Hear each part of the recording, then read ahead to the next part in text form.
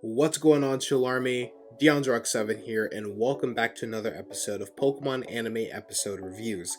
Today, we are going to be reviewing the final episode of Pokemon Journeys, episode 136, Ash and Go, Embark on a New Journey.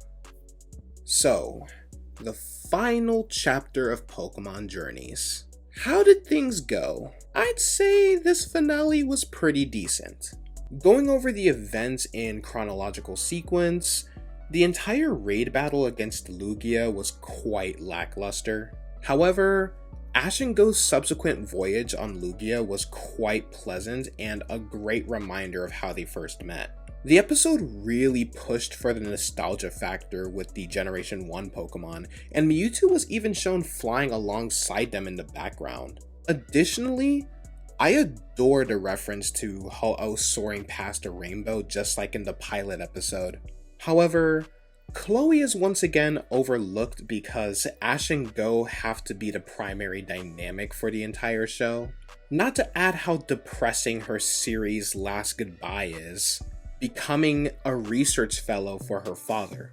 Do you recall how she used to dislike being expected to follow in her father's footsteps? I suppose we can disregard that. Also, am I the only one who feels that the celebration for Ash and Go felt quite underwhelming? It was just a bunch of still images, nothing really interesting. Thankfully, following Ash and Go's final conversation and farewell, everything improves. I find it surprising that they even showed us Go and Misty interacting. And if that weren't enough, Ash eventually gets to see Butterfree again. If this episode's conclusion made me a little emotional, I can't begin to fathom the emotions the Aim to Be a Master miniseries will invoke once it airs and is over. I don't believe I'm yet prepared to say goodbye. So this is another off-scripted segment similar to what I did when Ash and Leon 4-parter finally came to a conclusion. You know, I did that whole 7-minute ramble. I don't even think it was 7 minutes. I think it was longer than that.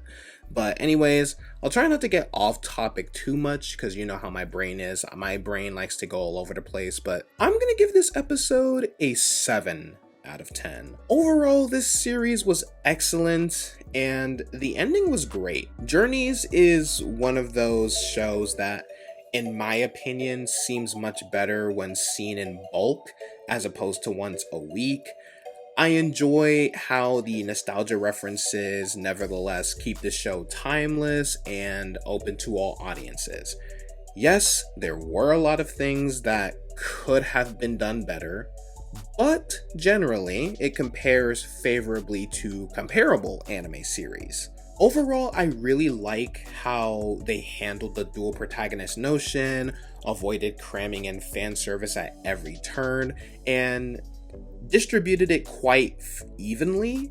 They had to deal with, production issues, like the Pokemon Company not providing them with as much information beforehand, so planning episodes was more difficult. And of course, the whole situation back in 2019, the outbreak, the outbreak, which really hurt animation studios a lot, and effects are still visible today. They had to deal with all of this while also attempting to write a story that still promoted whatever the Pokemon Company wanted them to advertise and promote. Now, regarding the co-protagonist of the series, Go, I'm gonna miss him a lot. It's unfortunate because it seems like the writers weren't really committed to what they wanted to achieve with him, and as an unfortunate result, the majority of fans won't have positive memories of him. Love him or hate him, I liked the way he and Ash interacted.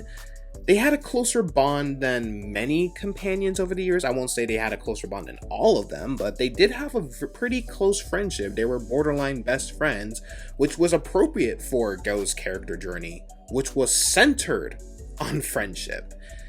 Just going a little further would have been nice. Made what was occurring a little clearer.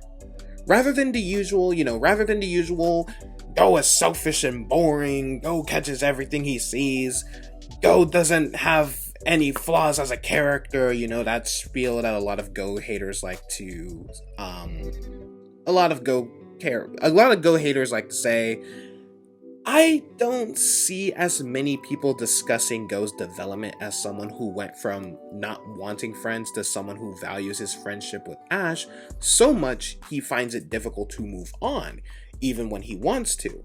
Since his development isn't explicitly depicted in the original material, I can't even hold it against anyone if they fail to follow or comprehend it. It's unfortunate because he had some pretty good storylines, especially involving the Galar starters. They were incredibly enjoyable. Now is the segment that you guys kind of want me to talk about, because I've had people ask me about how I feel about, Ash and Pikachu's the up and coming epilogue for Ash and Pikachu and the new series regarding the new characters and stuff like that. So how do I feel about this whole situation? So let's see. I first became interested in Pokemon around Diamond and Pearl, Generation 4, thanks to Ash and Pikachu during the Diamond and Pearl series. Many times it was difficult to support him because he was consistently mocked for losing leagues despite consistently having strong runs. More than his fighting prowess though, I always admired his character, because he was the type of person who simply couldn't leave someone in need alone, and most importantly, for how much he loved Pokemon. I saw myself in Ash. I saw him more as a childhood friend or a role model, someone I could look up to, so that's why I really feel Ash, that's why I feel, that, despite me sometimes clowning him and Pikachu, the whole level 5 Snivy stuff, jokes aside, I have always loved them, I've always felt emotionally attached to this character. And, at my age, the tender age of 21, the majority of emotionally charged scenes in media make me feel more intellectually, yet to put it mildly, Ash and Pikachu moments, especially the recent one with Ash versus Leon, that whole flashback to all of his Pokemon, and then the theme song playing with that final strike against Leon and his Charizard. Moments like that still make me cry. Yes. Moments like that make my big ass cry.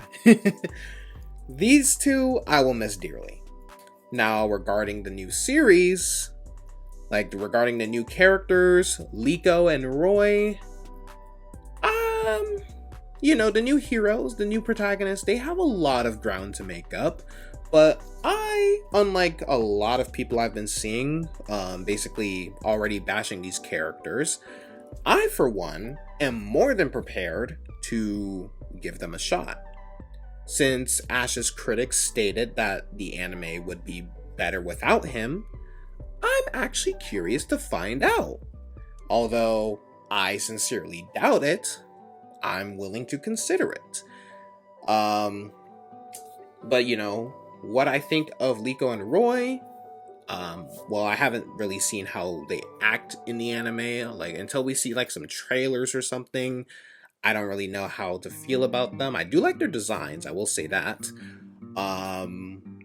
But they should be likable in their own right, in my opinion. And I really hope that they can develop as their own characters or as their own personalities without being constrained by Ash's existence. Without them being compared to Ash this, Ash that. Let them be their own character before you start comparing them to the previous main character, you feel me? Now, regarding the Ash, the 11 mini-series Aim to be a Pokemon Master that's coming out in January, I've made the decision to have high hope for Ash's final event, his send-off, his epilogue. Despite all of Journey's shortcomings, they have never failed to deliver the emotional moments. And I have a horrible feeling that by the time the miniseries is through, my 6'4" ass will be in tears. I truly hope that his send-off will do justice to him, Pikachu, and their adventure together. Nevertheless, I also hope that this is not the end, in that they will return to make cameos or maybe even be featured in some episodes. They will still be traveling, but we, the Pokemon anime fanbase, we won't be around to follow them, in my opinion.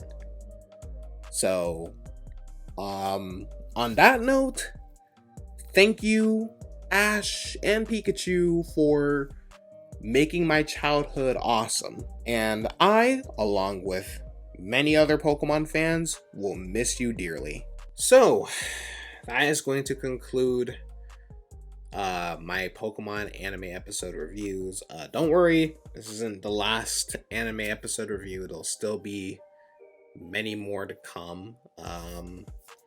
If you guys want me to cover the new series that's coming out in 2023, like around April, let me know. I will review it. I'll give it a chance, and if you guys want me to do episode reviews of it, I will. Because I recently started doing Pokemon Journeys reviews and stuff like that. So, I kind of thought to myself, why not? Why not make this a part of the channel? So if you guys want me to continue doing for the new series, if you guys want me to cover that, I'll gladly do it. Just let me know. But anyways, if you guys enjoyed and you guys want me to continue making these after the Aim to be a Master special, because I will be covering that since it is a part of Journeys. Make sure you guys accidentally smash that like button. Helps YouTubers like me get pushed out to the YouTube algorithm and stuff like that. Helps more people find us. Helps more people subscribe. Which, if you guys have been watching a lot of my videos and you guys haven't subscribed, I don't know what you guys are waiting for. It's 100% free. Also, click that bell icon while you're at it as well, if you guys want to be notified whenever I upload a new video. And be sure to check out all of my new videos. I don't just do Pokemon anime reviews. I do Pokemon gameplays. We talk about Pokemon biology on here and stuff like that. So, and we do many more stuff, shiny hunting and all that. Yeah. But yeah, if you guys enjoyed, wait, I said that already. Be sure to check out all of my other videos, and I love you all. I'll see you guys on the next episode. Until next time, only good, Chill Army.